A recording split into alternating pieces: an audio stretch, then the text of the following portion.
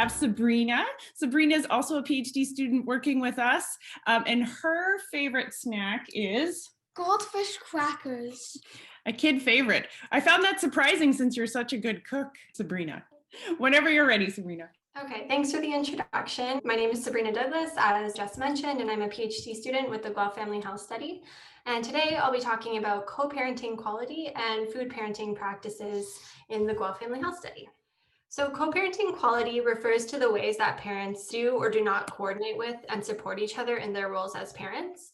It's related to marital quality, but only refers to aspects of relationships that have to do with parenting. And in the Guelph Family Health Study, you all answered questions about co-parenting quality on those long surveys that we email you every year, for which we're really appreciative because all of us here today have used aspects of those surveys in one way or another. So we're really grateful for the time that you put into those every year. So the survey measured 7 aspects of co-parenting, as you can see on the slide here. It asked questions like, do you and your partner have the same goals for your child?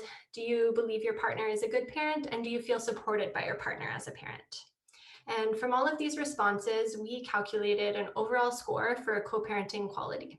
And from previous research, we know that more supportive and less undermining between co-parents is associated with better parental well-being and child behavior.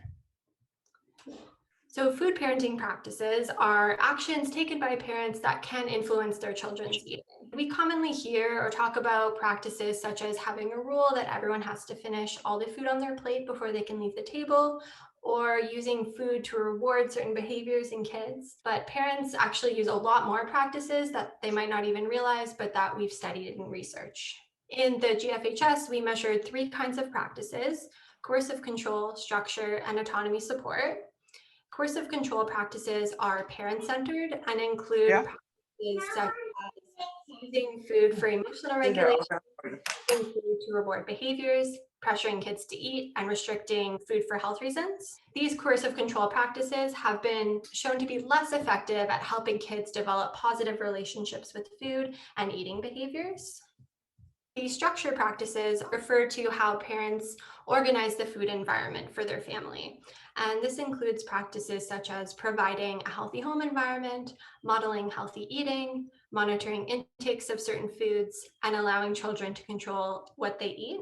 And then lastly, the autonomy support practices refer to how parents promote independence for their kids by including them in meal prep or encouraging a balanced and varied diet, for example. And these structure and autonomy support practices have been shown to be more effective at helping kids develop healthier relationships with food and eating behaviors. So in the Guelph Family Health Study, we measured co-parenting quality and food parenting practices among heterosexual couples living together. And we found that mothers and fathers used similar food parenting practices, but fathers had slightly higher co-parenting quality compared to mothers. We also found that better co-parenting quality among moms and dads was associated with some food parenting practices. However, we found more associations with moms and with the structure practices. So what do these results mean? Well, since we found more associations among moms, it's possible that this could be because mothers are usually involved more in feeding when children are younger, therefore making the co-parenting relationship more relevant to their food parenting practices. And we also found more associations among the structure feeding practices. An explanation for this could be that these practices require a more shared approach to feeding and a more organized environment. And since co-parenting refers to how parents support and agree with each other, better co-parenting might allow for this more shared approach to feeding.